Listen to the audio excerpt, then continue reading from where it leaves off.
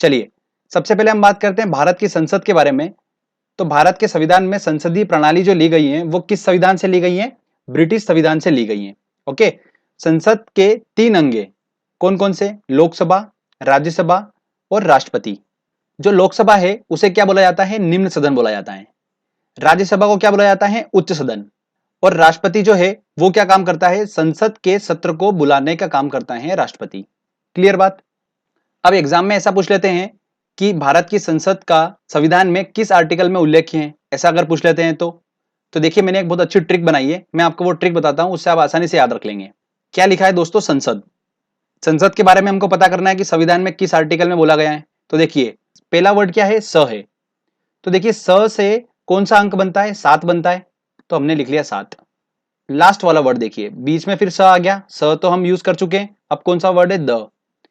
देखिए द से क्या बनता है? 10 बनता है, तो हमने लिख लिया 10। तो 710 बना। 710 आर्टिकल होते हैं क्या? बिल्कुल भी नहीं होते हैं।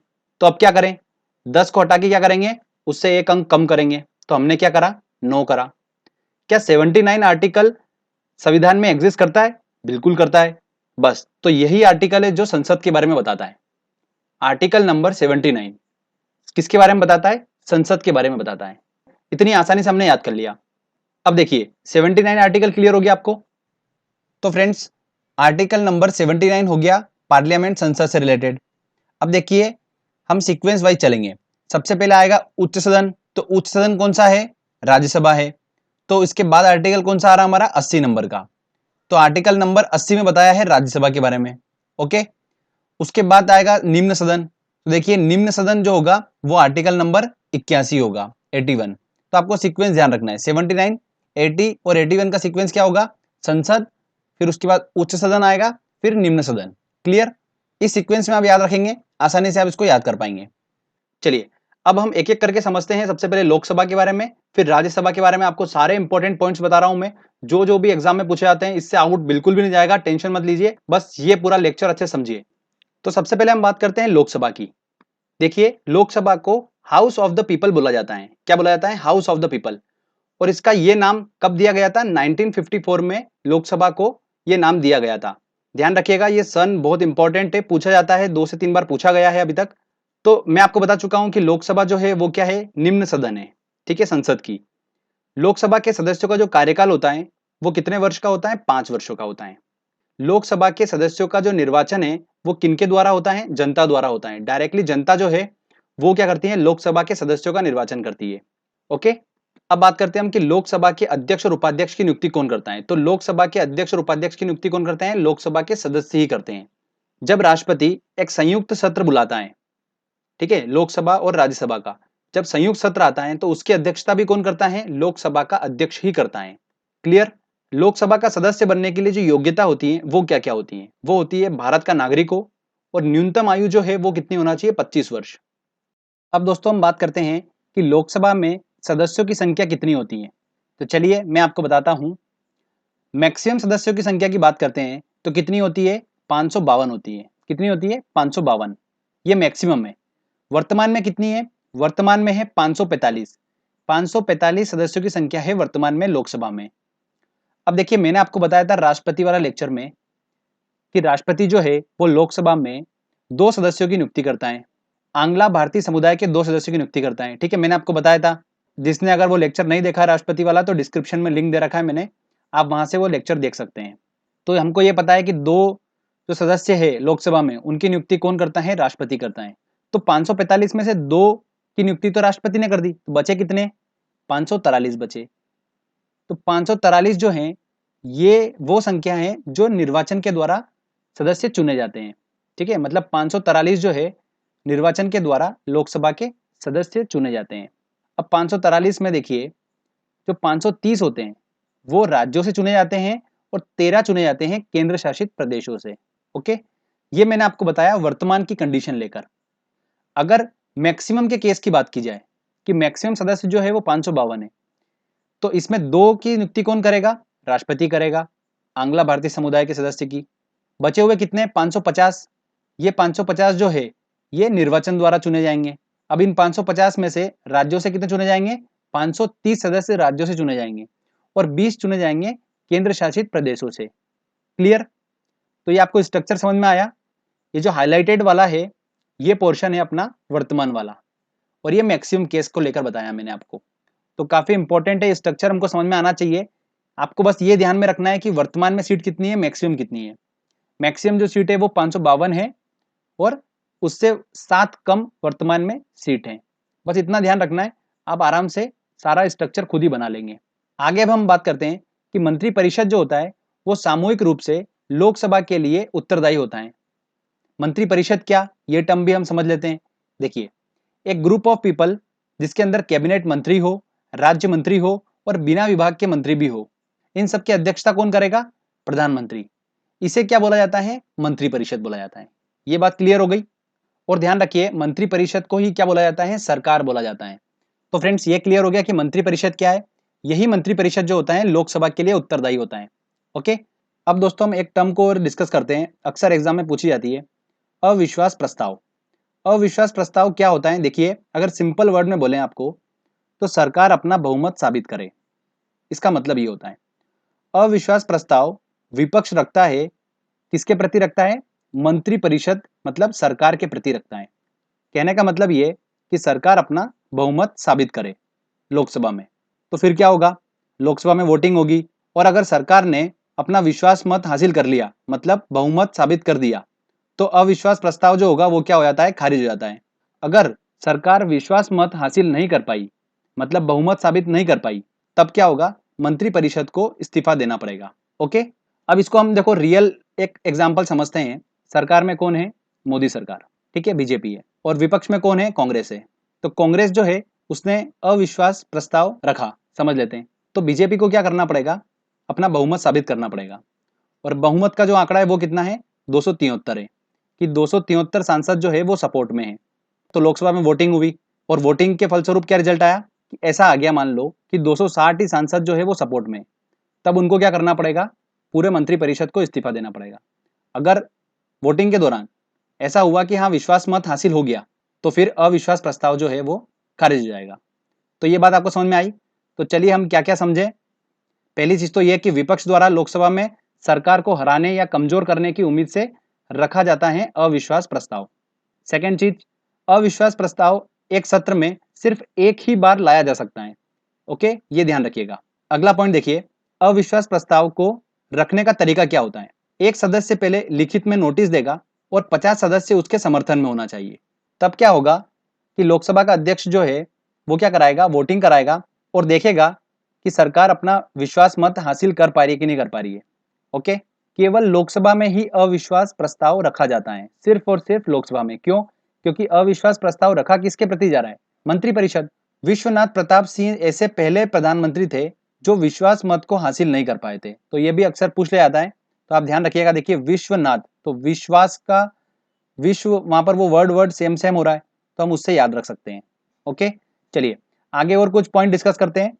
सदन की कार्रवाई के लिए न्यूनतम सदस्य संख्या कितनी होना चाहिए?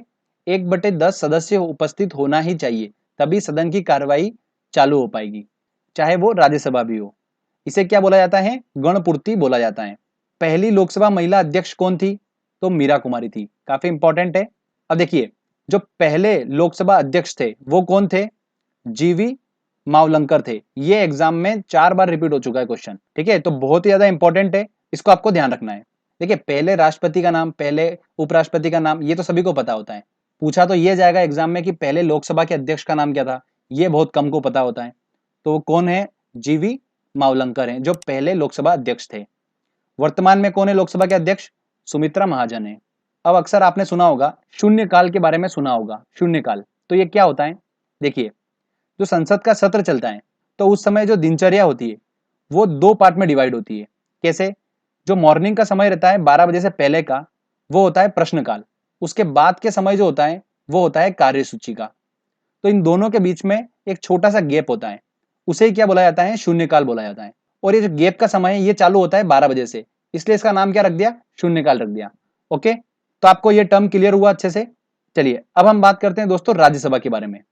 तो काफी इंपॉर्टेंट है ये भी। देखिए, स्टार्ट करते हैं हम। राज्यसभा जो होता है वो संसद का क्या होता है? उच्च सदन होता है। क्या होता है दोस्तों? उच्च सदन होता है। अगला पॉइंट इंपॉर्टेंट है कि राज्यसभा के सदस्यों की नियुक्ति कौन करता है? तो राज्यसभा के सदस्यों की नियुक्ति करते हैं जो राज्यों की विधानसभा के जो सदस्य होते हैं, वो राज्यसभा के सदस्यों की नियुक्ति करते हैं। प्रत्येक 2 वर्षों में 1/3 सदस्य सेवा निवृत्त हो जाते हैं, मतलब अवकाश ग्रहण करते हैं, और नए सदस्य आते हैं फिर। तो राज्यसभा इसलिए कभी भंग नहीं होती है। इसीलिए राज्यसभा को क्या बोला जाता है? स्थायी सदन बोला जाता है, परमानेंट हाउस बोला जाता है। तो ये वाला क्वेश्चन 2015 का है, बहुत ही इंपॉर्टेंट है, ध्यान रखिएगा। स्थायी सदन जो है वो क्या है? राज्यसभा है। लोकसभा जो है वो स्थायी सदन नहीं है। राज्यसभा के सदस्यों की बात करें तो राज्यसभा के सदस्यों का कार्यकाल कितने वर्षों का होगा? 6 वर्षों का होता है। हमने बात करी थी लोकसभा में, तो लोकसभा के सदस्यों का कार्यकाल कितने वर्षों था? 5 वर्षों तक का था। बट राज्यसभा के सदस्यों का कार्यकाल जो होता है वो 6 वर्षों का होता है। तो ये ध्यान रखना है। राज्यसभा के अध्यक्ष की बात करते हैं, मतलब सभापति की बात करते हैं, तो कौन होता है? उपराष्ट्रपति होता है। उपराष्ट्रपति राज्यसभा का पदेन सभापति होता है। ध्यान रखिएगा, ये राज्यसभा का सदस्य नहीं होता है। इसका कार्यकाल जो होता है वो 5 वर्षों का होता है। कितने वर्षों का होता है? 5 वर्षों का होता है। राज्यसभा के उपसभापति को कौन चुनता है? राज्यसभा के सदस्य ही चुनते हैं उपसभापति को। ठीक है, अब हम योग्यता की बात करते हैं कि राज्यसभा का जो सदस्य होने की योग्यता क्या क्या होना चाहिए। तो पहली बात तो भारत का नागरिक हो। दूसरी बात, न्यूनतम आयु कितनी होना चाहिए? 30 वर्ष होना चाहिए। बहुत ही इंपॉर्टेंट है ये। लोकसभा में हमने पढ़ा था तो न्यूनतम आयु कितनी होना चाहिए थी? 25 वर्ष। पर राज्यसभा में कितनी होना चाहिए? 30 वर्ष। थोड़ा सा और मैच्योर होना चाहिए उसको। चलिए अब मैं आपको बताता हूँ राज्यसभा के जो सदस्य होंगे उसका स्ट्रक्चर बता देता हूँ मैं आपको। तो जो राज्यसभा के मैक्सिमम सदस्य होंगे वो कितने होते हैं? 250। वर्तमान में कितने हैं? 245 सदस्य। वर्तमान में राज्यसभा के 245 सदस्य हैं। अब मैंने आपको बताया था, देखिए राष्ट्रपति वाले लेक्चर में, कि राष्ट्रपति जो होता है वो राज्यसभा में 12 सदस्यों की नियुक्ति कर सकता है ना। तो 245 में से 12 चलेगा, कितने बचे? 233।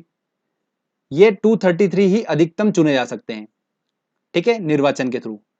233 सदस्य जो है वो निर्वाचन के थ्रू चुने जाते हैं, और इसमें से राज्यों से चुने जाते हैं 229 और केंद्र शासित प्रदेशों से चुने जाते हैं 4 सदस्य।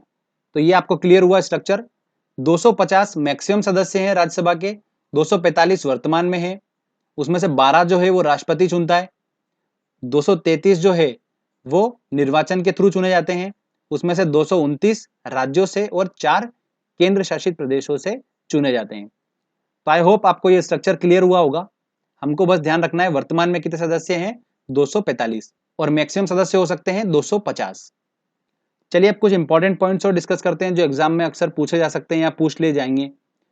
पहली चीज तो यह कि सबसे पहले सभापति का नाम क्या है, मतलब पहले राज्यसभा के अध्यक्ष मतलब सभापति का नाम क्या है, तो वो कौन है? सर्वपल्ली राधाकृष्णन है। ओके, तो ये इंपॉर्टेंट है। पहले उपसभापति का नाम क्या है? तो SV कृष्णमूर्ति राव है पहले उपसभापति। वर्तमान में कौन है सभापति? वेंकैया नायडू है, ये उपराष्ट्रपति है। तो राज्यसभा के पदेन सभापति होंगे, तो वेंकैया नायडू जो है वो कौन है? राज्यसभा के सभापति हैं करंट के। आगे हम बात करते हैं अब संसद की समितियों के बारे में। देखिए फ्रेंड्स, यहाँ से भी कुछ क्वेश्चंस बन रहे हैं तो हमको इसको भी पढ़ना जरूरी है। तो संसद की जो समितियां होती है वो कौन कौन सी होती हैं? लोक सेवा समिति, नियम समिति, विशेषाधिकार समिति, तदर्थ समिति मतलब एडॉक कमेटी। तो फ्रेंड्स, इन सब में से हमको सिर्फ 2 को समझना है, लोक सेवा समिति और एडॉक कमेटी मतलब तदर्थ समिति। तदर्थ समिति जो है उसका क्या काम होता है? ये कमेटी एक किसी विशेष उद्देश्य के लिए बनती है, उद्देश्य पूरा हो गया उसके बाद ये कमेटी खत्म हो जाती है। क्लियर? लोक सेवा समिति की बात करते हैं तो देखिए ये काफी इंपॉर्टेंट है। लोक सेवा समिति में कुल सदस्य की संख्या कितनी होगी? 22। इसमें से लोकसभा के होंगे 15 सदस्य, राज्यसभा के होंगे 7 सदस्य। इसका अध्यक्ष कौन होता है? विपक्ष का नेता होता है। कौन होता है? विपक्ष का नेता। और इसका काम क्या होता है लोक सेवा आयोग समिति का? कि मंत्रालय के जो भी व्यय है और जो किए गए नियंत्रक एवं महालेखक परीक्षक, इसकी रिपोर्ट पे विचार विमर्श करने का काम होता है लोक सेवा आयोग समिति का। तो दोस्तों ये भी बहुत इंपॉर्टेंट है, आजकल क्वेश्चंस बन के आ रहे हैं इसमें भी, तो आप थोड़ा सा ध्यान रखिएगा। ओके, एक और चीज पूछ ली जाती है एग्जाम में कि वो कौन से प्रधानमंत्री थे जिन्होंने अपने कार्यकाल के दौरान संसद के अधिवेशन में भाग ही नहीं लिया, मतलब संसद के सत्र में भाग ही नहीं लिया। तो वो कौन थे? चौधरी चरण सिंह थे। इन्होंने संसद के सत्र में एक बार भी भाग नहीं लिया था। ये ऐसे प्रधानमंत्री थे। संसद के सत्र की बात करते हैं तो संसद का जो सत्र होता है वो साल में कितनी बार होता है? 2 बार अनिवार्य होता है। और दोनों सत्र के बीच में 6 महीने का मैक्सिमम गैप हो सकता है, इससे ज्यादा गैप नहीं हो सकता है। तो फ्रेंड्स यहाँ पर हमारा ये थ्योरी सेक्शन कंप्लीट होता है। आई होप आपको सारी चीजें क्लियर हुई होगी। जितने पॉइंट्स मैंने बताए ये सारे इंपॉर्टेंट पॉइंट्स हैं, इससे आउट कुछ भी नहीं जाने वाला है, जो भी आएगा वो सब इन्हीं के बीच में से आने वाला है।